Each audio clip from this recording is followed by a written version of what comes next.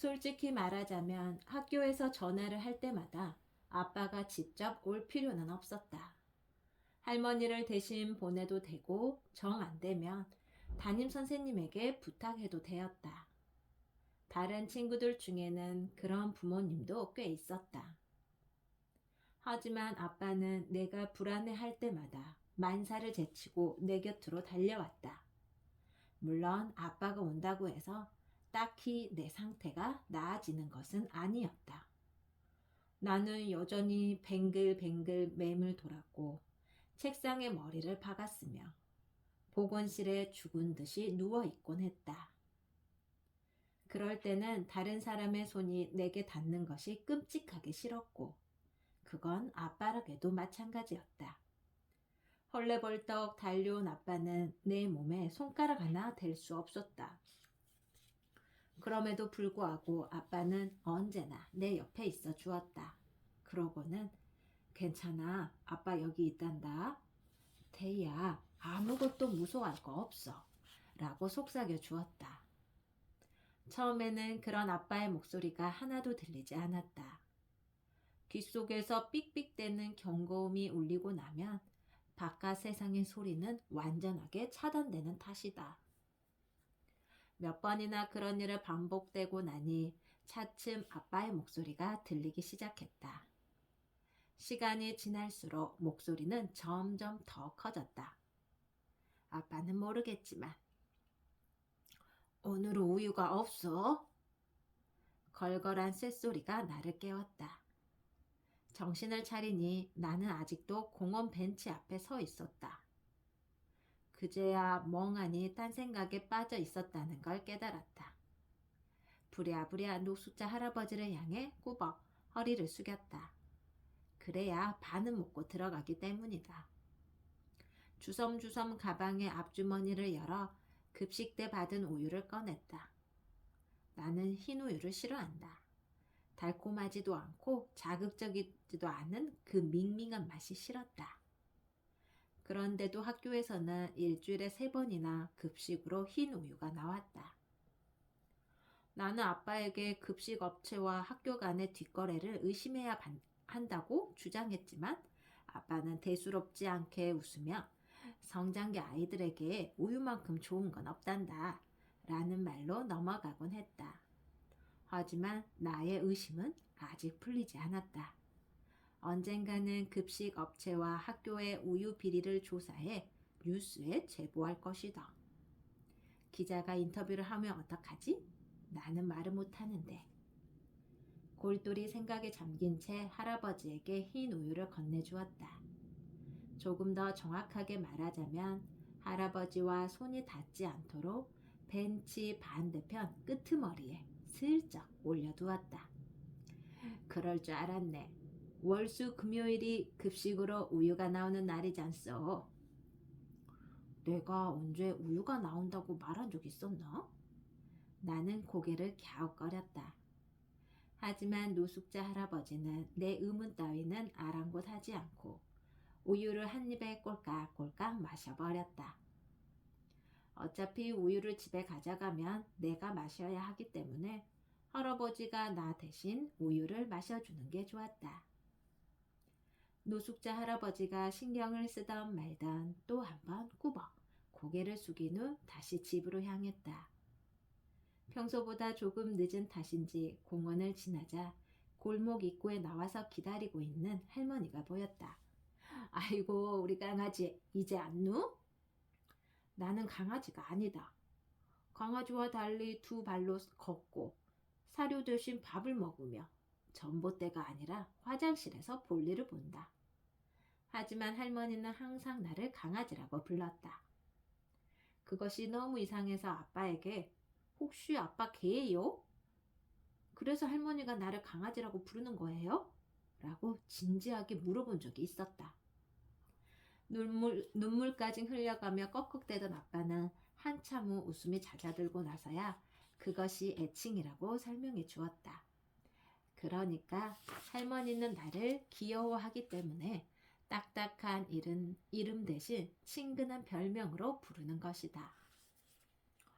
내가 공원에서 만난 할아버지를 노숙자 할아버지라는 별명으로 부르기는 하지만 나는 그 할아버지를 귀여워한다거나 친근하게 생각하지 않기 때문에 그건 애칭이 아니다. 그냥 별명이다. 오늘도 학교 댕겨오느라 고생했죠? 나를 발견한 할머니가 절뚝절뚝 다리를 절며 다가왔다. 할머니는 관절염을 앓고 있다. 그래서 오래 걷지 못한다. 나는 할머니를 향해 꾸벅 고개를 숙였다. 다른 아이들 같으면 이럴 때 다녀왔습니다 라고 하겠지만 나는 말을 하지 못하기 때문에 그냥 고개만 숙였다. 이리 죽어라. 할미가 들어주마. 아이고 우리 강아지 어깨 부러질라. 할머니가 내 가방을 빼앗아 가득 받아들었다.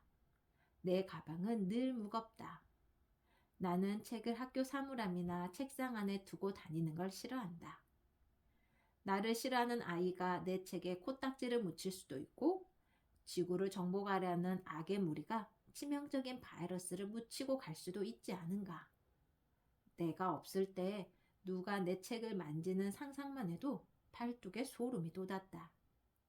그래서 매일 밤 다음날 시간표를 확인하고 책가방을 싸는 게 나의 습관이었다. 할머니는 묵직한 가방을 받아들고 아이고 하며 아른 소리를 냈다. 나는 잠시 머뭇거렸다. 삐쩍 마른 할머니보다 튼튼한 내가 들고 가는 게 좋지 않을까? 하는 생각이 잠깐 들었지만 그냥 두기로 했다. 아빠가 다른 사람의 성의를 무시하는 것도 좋은 태도는 아니라고 했던 말이 떠오른 것이다. 나는 할머니의 친절을 받아들이기로 했다. 아이고 허리야. 할머니가 가방을 들고 허리를 두드렸다.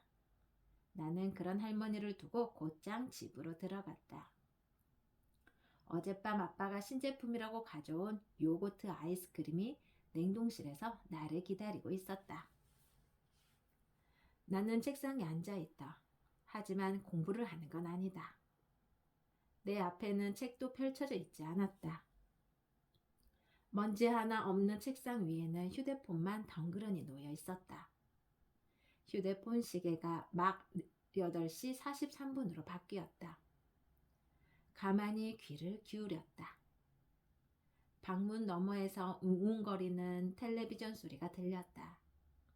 잠시 숨을 죽였지만 할머니가 뒤척이는 소리는 들리지 않았다. 드라마를 보다가 잠이 든 게 분명했다. 살그머니 방문을 열어보았다. 거실 텔레비전 앞에 누워있는 할머니의 등이 보였다. 1분 동안 쳐다보았지만 할머니는 꼼짝도 하지 않았다. 나는 다시 방으로 들어와 서둘러 점퍼를 입었다. 그러고는 12살 생일 때 아빠가 사준 쌍안경을 목에 걸었다. 사실 나는 밤중에 혼자서 집을 나가면 안 된다. 다른 아이들은 밤늦게 학원도 가고 친구 집에도 가는 모양이지만 나는 해가 지면 혼자서는 외출할 수 없었다. 그것이 우리 집의 암묵적인 규칙이었다. 초등학교 1학년 때 학교 가기 싫다고 한밤중에 몰래 가출한 적이 있었는데 신고를 받은 경찰이 나를 찾기 위해 온 동네를 수색하는 큰 소동이 벌어졌다. 그 당시에 반 아이들이 내게 삿대질을 하며 바보, 멍청이, 머저리 같은 말들을 쏘아붙여서 정말로 학교에 가기 싫었다. 놀이터에서 잡혀온 나는 이사 간 지 얼마 되지 않아 아는 곳이라고는 학교와 놀이터 두 곳뿐이었다. 처음으로 아빠에게 혼이 났다. 할머니는 계속 울고 있었고 아빠는 다들 얼마나 걱정한 줄 알아? 하면서 무섭게 나를 꾸짖었다. 그 후로 밤중에 혼자 집을 나가는 것은 꿈도 꿀 수 없는 일이 되었다. 하지만 이건 아무도 모르는 비밀인데 나는 가끔 가슴이 답답할 때면 혼자 밤바람을 쐬러 나가곤 한다. 대신 밤 10시까지는 돌아와야 한다. 아빠가 야간 아르바이트생에게 업무를 넘겨주고 집에 오는 시간이 10시이기 때문이다. 할머니는 저녁 8시가 넘으면 꾸벅꾸벅 졸기 시작한다. 특히 드라마를 보면서 졸 때가 많다. 하루도 빼놓지 않고 드라마를 보지만 아니 저들이 도대체 무슨 관계요? 아이고, 친엄 말하는 걸 언제 알았대? 하며 뒷북을 치기 일쑤다. 게다가 잠기가 어두워 한 번 잠들면 할머니 몰래 집을 나가는 것쯤은 식은 죽 먹기였다. 나의 밤 외출은 벌써 27번이나 성공했다. 어쩌면 내게 스파이로서의 재능이 있는 건지도 모른다. 그렇다고 스파이가 되고 싶은 건 아니다. 나는 발꿈치를 들고 앞발로 살금살금 거실을 가로질렀다. 그러고는 조심스럽게 현관문을 열고 문틈 사이로 살짝 빠져나갔다. 밤바람이 쌀쌀했지만 점퍼를 입어서 그리 춥지는 않았다. 어디로 갈까 고민하다가 곧장 내가 가장 좋아하는 곳으로 향했다. 그곳은 집에서 그리 멀지 않은 체육공원이다. 뒷동산에 있는 체육공원에는 여러 가지 운동기구가 있다. 그 중에서 가장 인기가 많은 것은 공중 걷기도 온몸 돌리기도 아니다. 바로 커다란 소나무다. 아줌마들은 소나무에 등을 퍽퍽 치고 아저씨들은 소나무와 씨름을 한다. 방학이 되면 아빠를 따라 이곳에 운동하러 오는데 아침에는 아줌마와 아저씨로 번잡하여 우리는 늘 저녁 시간에 오곤 했다. 저녁에도 사람이 거의 없긴 하지만 밤이 되면 이곳은 그야말로 인적이 뚝 끊겼다. 나는 체육공원에서 아빠가 사준 쌍안경으로 별을 관찰하는 걸 좋아한다. 물론 별을 제대로 관찰하려면 천체만원경이 필요하다. 좋은 천체만원경은 100만 원이 넘는다. 200만 원이 넘는 것도 있다. 하지만 아빠는 이제 잘 나가는 은행 직원이 아니고 동네 작은 편의점 사장이다. 그래서 12살 생일날 아빠가 무얼 가지고 싶으냐고 물었을 때 나는 청체만원경 대신 쌍안경이라고 대답했다. 그래도 아빠가 사준 쌍안경은 제법 비싸고 좋은 모델이라 나는 충분히 만족했다. 그날로 쌍안경은 공룡 도감을 제치고 내 보물 1호가 되었다. 내 방 안에서 쌍안경으로 달을 보면 손톱보다 좀 더 크게 보인다. 별도 맨눈으로 보는 것보다 훨씬 선명하게 보였다. 그래도 이곳에서 달을 보는 게 더 좋았다. 이곳은 내 방보다 하늘에 더 가까웠고 그만큼 더 크게 보일 것 같은 느낌이 들었기 때문이다. 밤에 체육공원은 인적이 없어 사방이 고요하다. 나는 그 점막이 마음에 들었다. 텔레비전 소리도 옆집 아줌마와 아저씨가 싸우는 소리도 누군지 모를 사람이 서툴게 피리를 부는 소리도 들리지 않았다. 오직 내가 움직이는 소리만 들릴 뿐이다. 아휴, 뒷동산이라 해도 오르막길이기에 체육공원에 도착하자 숨이 가빴다. 나는 가로등이 거의 없는 어둠 속에서도 익숙하게 미끄럼틀 위로 올라갔다. 그곳이 체육공원에서 가장 높은 곳이기 때문이다. 체육공원 안에 왜 미끄럼틀이 있는지 아직도 수수께끼다. 심지어 시소와 그네도 있다. 그래서 나는 이곳에 올 때마다 체육공원의 이름을 체육공원과 놀이터로 바꾸어야 하는 게 아닌가 하는 생각을 한다. 내일은 잊지 않고 꼭 구청 홈페이지에 건의해 봐야겠다. 미끄럼틀 위는 마치 작은 다락방 같은 구조다. 사방이 나무로 막혀 있고 계단과 미끄럼틀 그리고 천장에만 동그란 구멍이 뚫려 있다. 어떤 아이들은 미끄럼틀 위에 올라오며 울음을 터뜨리기도 한다. 아빠 말에 의하면 작고 어두컴컴한 공간이 무섭기 때문이란다. 나는 다른 아이들과 달리 좁은 공간을 좋아한다. 오히려 넓은 곳에 있으면 마음이 안정되지 않는다. 끝이 보이지 않는 탁 트인 공간에 서면 나는 무엇을 해야 할지 알 수 없어지곤 했다. 그래서 정신사납게 뱅글뱅글 맴을 돌거나 제자리에서 방방 뛰거나 혹은 손가락을 물어뜯는다. 빠르게 나를 스쳐 지나가는 사람들 속에서 그것 말고는 내가 할 수 있는 일이 없으니까. 미끄럼틀 위에 앉아 목에 걸고 있는 쌍안경으로 하늘을 올려다 보았다. 달이 주먹보다 조금 작게 보였다. 쌍안경을 좌우로 움직이며 가을철의 별자리를 찾았다. 가을은 원래 다른 계절보다 별자리가 선명하지 않다.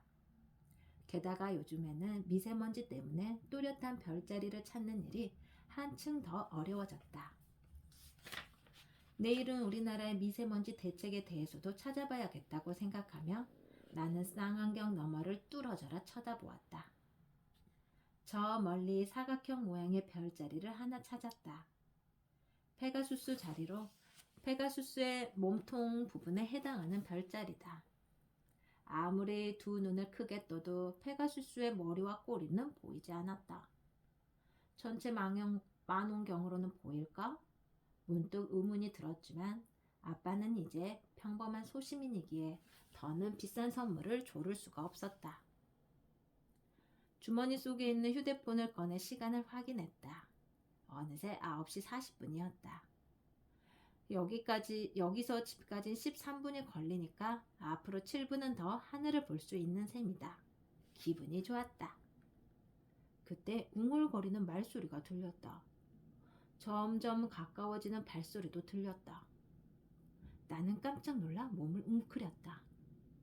예전에 나를 찾느라 경찰차 3대가 우리 동네를 돌아다녔을 때 나를 발견한 것은 경찰이 아니었다. 놀이터에서 담배를 피우던 아저씨였다. 아저씨는 미끄럼틀 아래 내가 숨어있는 것을 보고는 귀신인 줄 알았네. 어린애가 한밤중에 왜 이런 데 있냐? 라며 나를 파출소로 데려가려고 했다. 물론 그때도 나는 다른 사람이 내 몸에 손대는 것을 끔찍하게 싫어했기 때문에 팔다리를 휘두르며 난동을 부렸다. 깜짝 놀란 아저씨가 119에 전화를 했고 연락은 받은 아빠는 병원 응급실에서 나를 발견했다. 나는 조금 무서워졌다. 내가 여기 있다는 사실을 누군가 알게 되면 또다시 파출소로 데려가야 할지도 모르기 때문이다. 그럼 내가 몰래 나온 것을 아빠가 알게 되고 아빠는 2번째로 화를 낼지도 모른다. 할머니도 그때처럼 엉엉 울 것이고 그건 싫었다. 나는 조용히 숨을 죽였다. 내가 여기 있다는 사실을 들키고 싶지 않았다. 9시 47분이 되기 전에 가줬으면 좋겠는데 라는 바람이 간절했다. 9시 47분이 되어도 가지 않는다면 뛰어서 도망가야겠다는 생각을 했다. 어쨌든 10시 전에는 집에 도착해야 했으니까. 다행히 달리기에는 자신이 있다. 2개의 그림자가 체육공원 입구 난간에 기대어